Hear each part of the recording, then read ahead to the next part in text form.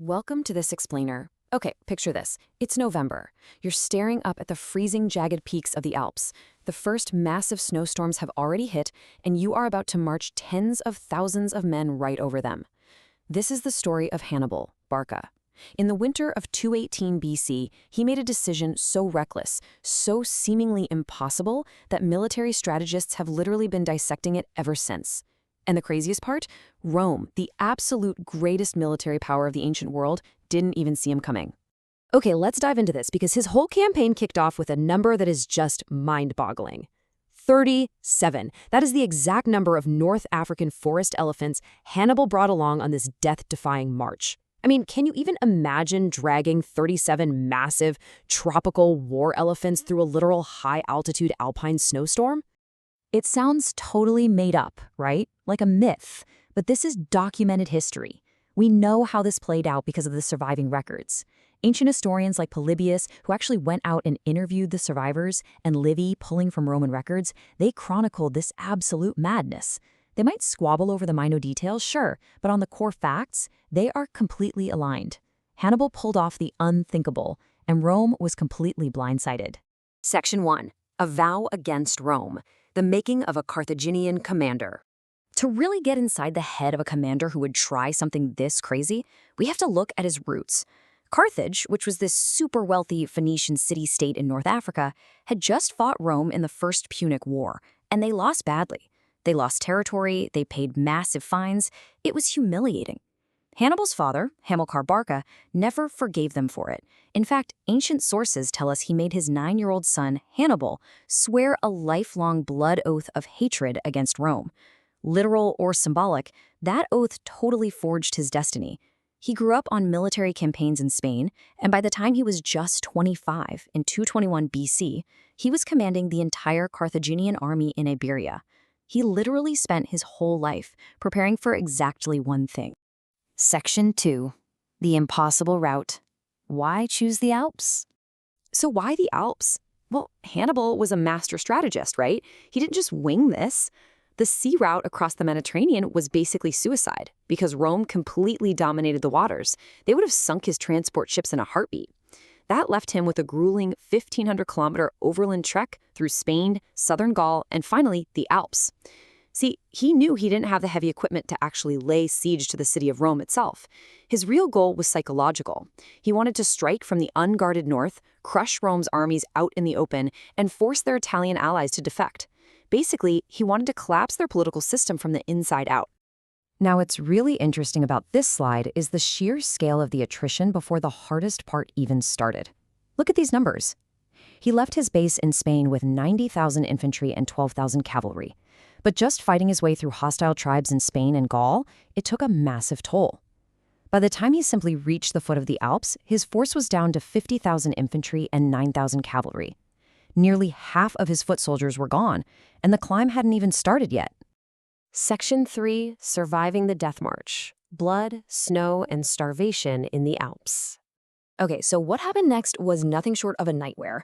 This was a desperate battle for sheer survival. Even today, military historians furiously debate the exact mountain pass Hannibal took. The two main contenders are usually the Col du Clapier and the Col de la Traversette. But what's super fascinating here is how modern science is stepping in to help solve this ancient mystery. A 2016 study actually found ancient horse and mule parasites in a bog near the Traversette summit. That is exactly the kind of biological footprint a massive, suffering army would leave behind. Regardless of the exact pass, we know the conditions were absolute hell. Polybius tells us the crossing happened during the setting of the Pleiades. In the ancient calendar, that puts us right around late October to mid-November. The first heavy snows had already buried the high passes, and the rocks were just coated in sheer ice. In some spots, these treacherous little mountain paths were barely wide enough for a single man to walk on. And then you've got the elephants. Livy gives us a really fascinating perspective on this. On one hand, these massive beasts were actually a huge asset. The local Gallic tribes had literally never seen anything like them and were way too terrified to get close, which actually protected parts of the column. But on those icy single-file cliffs, they became a massive lethal liability. Just imagine these poor, enormous animals desperately trying to keep their footing on the edge of a freezing abyss. As if the weather wasn't bad enough, the local Allobroges tribe started ambushing them from the cliffs above, rolling massive boulders down into the narrow gorges. The cavalry and the baggage trains were just decimated. And honestly, the descent down into Italy was somehow even worse than the climb up. At one point, a massive landslide completely wiped out the path. Hannibal's army hit a dead stop at this near-vertical rock face. Freezing and starving, his engineers somehow managed to pull off an absolute miracle. They built huge bonfires to superheat the rock face, and then they poured sour wine, vinegar, all over it. The thermal shock literally cracked the stone, letting them chip out a tiny path using just iron tools. And this brilliantly illustrates the horrific human cost of those 15 days in the mountains. From the 50,000 infantry that started the climb, only 20,000 made it down into the Po Valley alive. Over half of his remaining army was swallowed up by the Alps.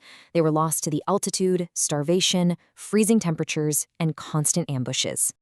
And those elephants we talked about? Well, of the 37 North African forest elephants that started that grueling journey, most of them technically survived the mountain pass itself, but they were completely broken. After pushing through the brutal Italian winter that immediately followed, only a single elephant was left alive by the spring. Just one. Section 4, the payoff at Trebia, a masterclass in tactical deception. So Hannibal finally arrives in Italy, right? He's got this battered, starving, exhausted fraction of his original army. And what does he do? He doesn't rest. He definitely doesn't hide. He immediately goes on the offensive, delivering a massive shock to the Roman system. This brings us to December 218 BC, in the Battle of the Trib. Hannibal meticulously set the stage here. He knew the Roman commander, Tiberius Sempronius Longus, was way too aggressive. So Hannibal made sure his own Carthaginian troops were well-fed, rested, and sitting warm by their campfires. The Roman legions, on the other hand, were totally manipulated into wading across the freezing Trib River right at dawn, before they'd even had breakfast. Let's move to and see how this builds step by brutal step. First, Hannibal sends his light Numidian cavalry to just constantly poke at the Roman camp at dawn. The Roman commander gets enraged, takes the bait, and orders his freezing, hungry men across the icy river. Once those shivering Romans hit the warm Carthaginian center, Hannibal unleashes his superior cavalry on the flanks, totally crushing the Roman horsemen. And then, the trap snaps shut. Hannibal's brother Mago, who had been hiding out in the riverbed vegetation with 2,000 men, pops up and attacks the Romans from the rear. It was a perfect, devastating encirclement. 20,000. That is how many Roman soldiers died in the freezing mud of the Trebia that day. Hannibal, he lost only a tiny fraction of that. When the surviving Romans finally scattered and word reached the capital, the sheer scale of the disaster hit the Roman Senate like a ton of bricks. They realized with absolute dawning horror that they were facing an unprecedented threat, a commander who absolutely refused to fight on their terms. Section 5. The Legacy of Impossible Tactics, Shaking the Foundation of the Republic. You see, that Alpine crossing wasn't just some crazy stunt. It was the delivery mechanism for a strategic shockwave that would terrorize the Roman Republic for over a decade. Trebia was just the warm-up. The very next year, in 217 BC, he ambushed the Romans at Lake Trasimene, killing another 15,000. And then, in 216 BC, came Cannae. Cannae is still considered one of the most tactically perfect military victories in recorded human history. Hannibal encircled a massive Roman army and slaughtered between 50,000 and 70,000 Roman soldiers in a single afternoon. To put that into perspective, Rome had never lost that many men in a single day, and they never would again. For 15 years, Hannibal just roamed the Italian peninsula. And in all that time, he was never once defeated in the field by the Romans. No way. Yet the great irony of his military brilliance is this. Despite being basically invincible in battle, he never had the heavy siege equipment he needed to actually break the walls of Rome itself. So his grand strategy ultimately fell just a bit short. Why? Because Rome's political structure miraculously held together. Their Italian allies, for the most part, simply refused to defect to Hannibal's side. Starved of reinforcements from Carthage, Hannibal had to sit there and watch the war slowly slip away from him. He was eventually recalled to Africa, where he finally suffered his first and only defeat at the Battle of Zama in 202 BC, going up against Scipio Africanus. But Hannibal's legacy was already set in stone. He proved to the world that Rome could bleed. Which brings us to this final thought. Hannibal's entire legendary campaign relied on one absolute truth. Rome assumed that no army would ever cross the Alps in winter. He took their own foundational assumption and used it as a weapon against them. From Napoleon all the way to modern generals, military leaders have studied the history we've looked at in this explainer to understand his sheer genius. So I leave you with this question to think about. What happens when the most dangerous attack you face is the exact one you have already decided is impossible?